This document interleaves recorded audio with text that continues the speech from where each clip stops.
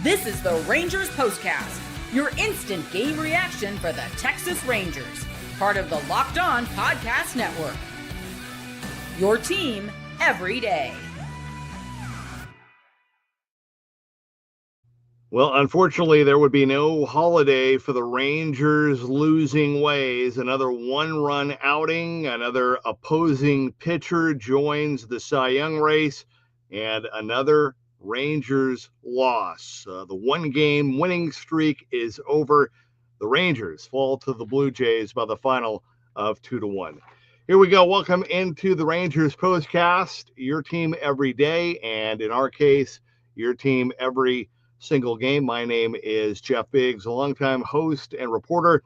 Thank you for watching Locked On Sports Rangers, your destination after every single game. You can also find us on the Locked On Rangers podcast feed.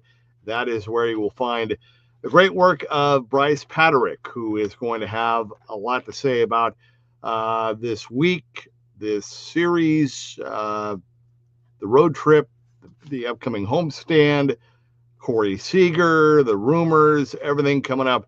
So we're looking forward to that. But bottom line is the Rangers go back. They returned home, but their offense did not make it yet. They are still in Chicago, and they fall today to the Blue Jays by the final of 2-1. Really quickly before we go and get into this, I just would like to dedicate this show to all of the brave men and women who gave their lives to protect our nation and our freedoms. Something I think in this day and age we can no longer take for granted, like maybe we've done in the past. We remember you, we honor you, and we are lifting up their families as well. But that's what this day is all about, and just want to make sure that we realize that that's the priority here. All right, here we go. Let's get into the show, and let's get things started after this latest loss. This is what you'll be talking about. All right, well, again, one and done for this Rangers offense. One run on 5 hits. Wyatt Langford got the home run. 2 of the hits belong to the rookie, Alejandro Osuna. Good for him. But man, this offense just continues to struggle. There's just, I think we're all kind of running out of things to say. I guess the two kind of, positives for me from today, once again, the Rangers defense was outstanding. They're very, very good, very underrated, to say the least. Even though Adolis had 2 big strikeouts, he did have one of the hits. But that throw that he made, that laser throw that he made in the top of the 6th was just, it's one of the better throws you'll see all season long. That was awesome. What a great throw by Adolis. I've said it before, Josh Young just makes so many plays now at third base that are really difficult plays look easy. He's just really, really getting better and better and stronger at third base. The defense was there, but the runs and the clutch hits were not there. And again, I'm not looking to pick on Marcus Semien and Adolis Garcia. Again, the whole roster is up and down, but I can't say it enough. We're going to hit June by the end of the week, and this game is a tough game, and it's a humbling game. And sometimes, when it goes, it goes. And all I'm saying is that usually, guys that still have something in the tank can get it turned around, by now. We'd see little flashes, or we'd at least, they may have some ups and downs, but they would you could sense that they can still hold their own. And it just seems like it's just getting worse and worse for Semien, for Garcia. Just to talk about a couple. And again, this funk and this losing and this lack of clutch hits, it's snowballing, and everybody's just trying to get out of it. And thought that maybe they had turned a corner last homestand, but clearly that's not the case right now. The other positive, Corey Seager again had a simulated game before the game today. Sounds like everything went well, and sounds like he'll be activated at any point now. Can't stress enough. We all know what he means to the Rangers offense, and maybe best case scenario, his healthy return, maybe that will be the spark that kind of gets his team going. I mean, maybe he could be that kind of an MVP, literally, caliber kind of guy that we know he's capable of that, but I'm saying literally, maybe he could, with his play, kind of get this team back on track. We'll have to wait and see. Evan Carter, it sounds like he's still a couple of weeks away. They brought in Osuna.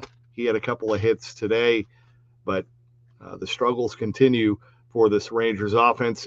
Jacob deGrom, don't know what's going on with his fingers. We're going to hopefully get an update here quickly. I'll take a look during the break and see if there's any update on what was going on with him, but clearly something was going on. First start of his entire career, 229 career starts, and Jacob deGrom did not have a strikeout. And that just shows that tells you everything you need to know about what was going on with deGrom today and his outing. And this Blue Jays team, to their credit, despite their deficiencies, they have, and you heard them talking about it on the TV broadcast, but they have changed their approach, and they are not striking out a ton. I mean, they are disciplined. They don't chase a lot. They don't strike out a lot. They don't swing and miss a lot. And that was the tough thing for Jacob was usually he's so good that, I mean, you could see that he was able to locate his fastball where he needed to get some swings and to get some contact, but his slider and the changeup and everything else was just not. He was not able to locate or throw those pitches for strikes, and it was just not his day. Hopefully, I don't know what was going on with him. Hopefully, it's nothing serious. But again, and I've seen some criticism. You got to understand. I mean, deGrom right now he's 36 years old. He's never going to be the Jacob deGrom that he was in his 20s. He's never going to be that guy again. But still, today, 2 surgeries later, at the age of 36, he is still one of the best on the planet. And an 80% or whatever number you want to throw, deGrom is still better than almost the majority of the league. So you have to take that, and he's been so dominant over the last month and a half. I mean, he's just been better and better, and today, unfortunately for him, was just a step back, and it was disappointing because he's been pitching so well. And again, he gave up 2 runs. It's not like he gave up 10. He gave up 2 runs. But again, with this Rangers offense, 2 runs is like, 20. So anyway, those are the 2 big things. And again, Seager, his imminent return, which is great news. As for the turning point in this one, time to reveal where the game was won or lost. It's the turning point. Well, again, the fact that Dalton Varsho was able to get that 2-out solo home run in the top of the first, that just kind of set the tone a little bit. Although again, 1 run for this Rangers team shouldn't be anything. I mean, it should be nothing. But this season, it's been everything. Toronto went up 2-0 in the fourth. Wyatt was able to get the Rangers on the board with his solo home run in the bottom of the fourth. But I think really just the turning point of this game today, because again, the Rangers defense did a great job. The bullpen got out of some messes and tried to keep them in it as well. But the Rangers offense just could not get the big hit. And I thought the turning point was the bottom of the fifth inning. You got Jonah Heim with a leadoff blue pit to right, Alejandro Osuna with that blue pit to center, his first big league hit. Congrats to him on that. So the Rangers get 2 on, nobody out, opportunity to get back into the game. Adolis strikes out swinging, Simeon flies out to right, and Haggerty gets that check swing that was ruled a swing. And that was it. And it was pretty much, that was their only other threat, and that was the ball game. All right, we're going to take our time out here, and when we come back, want to hear from you via the comment crew. I'll try to see if there's any info on DeGrom's fingers and anything else that we need to know. Stick around for that. This is the Rangers Postcast.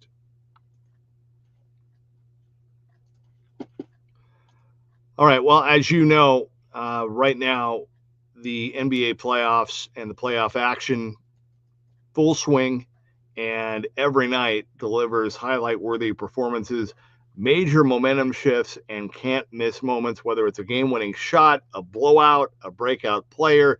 There has never been a better time to get in on the action. So FanDuel makes it easy to stay in the game before tip-off and live with player props, performance trends, the same game parlays. Fans have more ways than ever to play smart and also win big. Now, if you have a read on somebody that's getting hot, you can back it up with the same game parlay, or how about combining live prop bets mid-game based on how the action unfolds? So you have all kinds of different ways to cash in and to use your smarts and what you're seeing. You can make those bets. So if you're new to FanDuel, it is the perfect time to sign up. Head to FanDuel.com and place your first $5 bet, and if it wins, you'll get $200 in bonus bets. So make every moment more with FanDuel, the official sports betting partner of the NBA.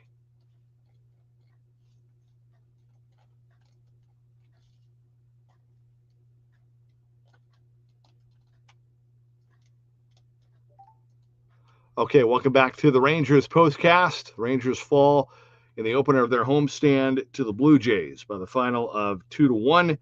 Hard to score when you only score one run in a game, obviously. Nothing yet on DeGrom. See if I can find anything out before we go, other than that stat that we told you about. Didn't strike anybody out today. All right, James Eustace says Osuna looks good, but what's going on with DeGrom's fingers? We're trying to find that out. Thank you, though, James. Appreciate that. Sean says we finally get some solid bullpen pitching, and it's sadly wasted. Yep. Train Guy says Earl Weaver said it best. You need 3-run homers to win. something like that. Yeah. Keith is out fishing, says it was bad. People keep saying the Rangers offense. What offense? Got to have one to blame. Yeah, well said. Mother Pig, welcome back. Win or lose, the Rangers got more than 4 hits today, so it was a good day. Rangers fans need to lower their expectations a lot. And Train Guy says, I don't expect this team to win, to be in every World Series, to win every World Series or be in every World Series, but I do want these guys to be fun to watch. Yeah, that's a good point too. There's just something missing right now with this team. And I genuinely thought that after winning the title in 2023, I'm a big believer of there is a bonus blessing, if you will, when you get to the top of the mountain, when you get over that hump, when you finally go all the way and you're the last team standing. I've always been a big believer and a firm believer that there is something special about winning a championship, obviously in and of itself, but there's something for the players themselves that you can only get from going through that. You get it takes you to a place that not everybody obviously gets to go to. And I thought that this team would kind of have that championship swagger. And last year, the injuries, the hangover, but I really believe that this group that went all the way in 2023 thought that with good health, good pitching, and some new additions, a couple little tweaks, that this team would really be right there, be definitely a lot better than what we've seen so far this season. And I like I said, the only thing I keep going back to is just that, they're bad seasons, but then also, I've said before, for some guys, not every player gets to have great, a decade of great play. For some guys, they have good careers, but their great years are only 4 or 5 or maybe less. Not everybody gets to have a long, extended, decade run of dominance. And I just think there's some guys on this team right now that are just, you have to ask, are they done? Is it over? I mean, are they gonna be able to bounce back and be the players that we think they're going to be? We'll see. I mean, I don't think the Rangers can really do anything yet anyway. So there's some time, but I think with kind of the real tougher part of the schedule, with at least on paper, a little bit of a break here coming up. I mean, they got to get going here, but losing the opener of this homestand this is not what you want to do to kind of get back on track. I mean, this was a game that you want to get back home, kind of set the tone, and put yourself in a position to get on a winning streak, to win 2 in a row, and to win series. And they're just not doing it. They can't score and they can't get hits. So Geo777 says Rangers are the only team in MLB to not have an extra inning game this year. All right. Well, I was hoping maybe they would rally today, but they did not, unfortunately. One little thing before I go here, and thank you, and I'll be with you again tomorrow night. So my friend Bob Nightingale, who is outstanding beat writer, used to be a beat writer, now baseball writer for USA Today, threw a little note that the Rangers are considering using Kumar Rocker as their closer. One of those things where right now, I mean, the Rangers want to win. They want to find a spot. They love Kumar. They want him to be a big part of their future. But at least for right now, they still want him to be a starter and a big league starter. Chris Young was asked about the story of Kumar being the closer, and he kind of shot it down and said, no, we're not, we don't have like a deliberate set plan to make him our closer. Bruce Bochy had kind of thrown that out as a possible idea. So Bob is correct. I think he was told, yeah, I mean, we'll look at everything and we want to do everything that we can to win. But when pinned down on it a little bit more today, Young said, no, we're not looking to, we're not looking to make him our close. That's not the plan. Never say never. You don't know what's going to happen. You don't know how his career is going to play out. But at least for right now, the plan is still for Kumar Rocker to be a big league starter. Now, again, could he pitch out of the bullpen for a little bit here until some other things open up or whatever? It's possible. Could he close a game? But the first option is for him to be a starter, and they're going to do everything they can to make sure that happens. David says at least the Rangers offense is consistently bad. Yep. And John says Garcia and Semien need to be traded, released, or sent down. Well, something's gonna have to change. I mean, either they're gonna have to get going here, or something's gonna have to give here soon, because this can't continue. There's just no way. I mean, we've talked about it before. Semien's contract is untradeable. El Bombi is a extremely popular fan favorite player. He's still, he had a big hit yesterday, so I think there's a little more leeway for him. But, with Seager coming back and Evan Carter around the corner, and I think if you're the Rangers, you have to be looking at possible additions.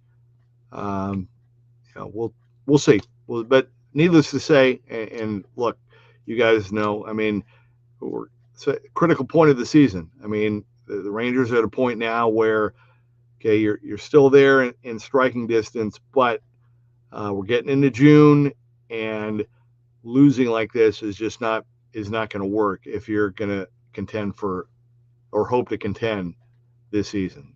So that's where they're at. All right, and one more from let's see. McJower says, I have a feeling Garcia will be on the move this summer. And Isaac says this game was a tough one. Lose by 1 run again. Hope they bounce back tomorrow. They've got to get it going. Well said. And on that note, we will look forward to tomorrow. All right.